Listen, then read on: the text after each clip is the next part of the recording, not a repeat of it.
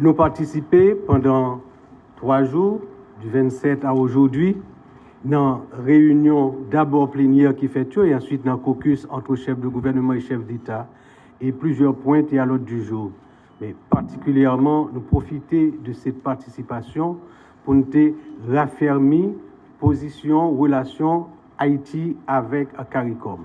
C'est-à-dire faire que Haïti veut plus intégrer dans la communauté caribéenne. Ces derniers temps, tu as gagné un petit affaiblissement dans la relation, dans la participation à Haïti. À partir de cette réunion, nous prenons des décisions, par exemple, sur le dossier du système agroalimentaire pour que Haïti participe un peu plus et que déjà décision prend pour que le ministère de l'Agriculture qui gagne pour faire une documentation et préparer une position d'Haïti dans le cadre de ce dossier. Décision est prise et bientôt que ça pourra le faire. Mais encore, nous avons profité pour que nous dans le cadre de discussion qui a fait. Et aujourd'hui, il y a un mouvement à travers le monde sur la réparation des injustices causées par la colonisation. Ici en Haïti, à l'Université d'État d'Haïti, il y a un groupe de travail sur le remboursement de la dette de l'indépendance et aussi des injustices faites par la colonisation française. Eh bien, nous profitons dans le cadre CARICOM qui gagne une commission de réparation pour faire que Haïti vienne membre de la commission ça à travers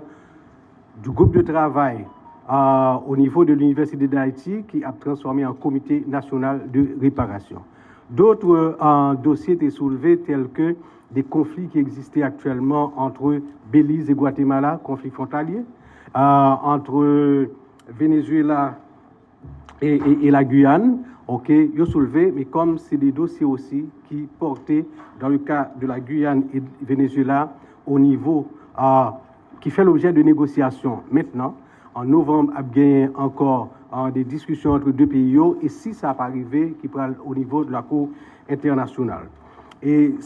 réunion, ça aujourd'hui, excusez, réunion qui sont faites dans Saint-Georges, dans le pays Grenade, qui permettent que nous regardions également l'encadrement apporté par les chefs d'État, chefs de gouvernement de la CARICOM à travers le groupe des éminentes personnalités qui,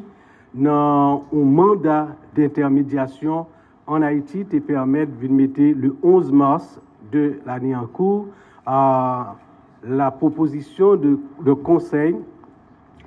présidentiel pour la transition après la démission du docteur Ariel Henry comme Premier ministre. Et dans ce sens-là,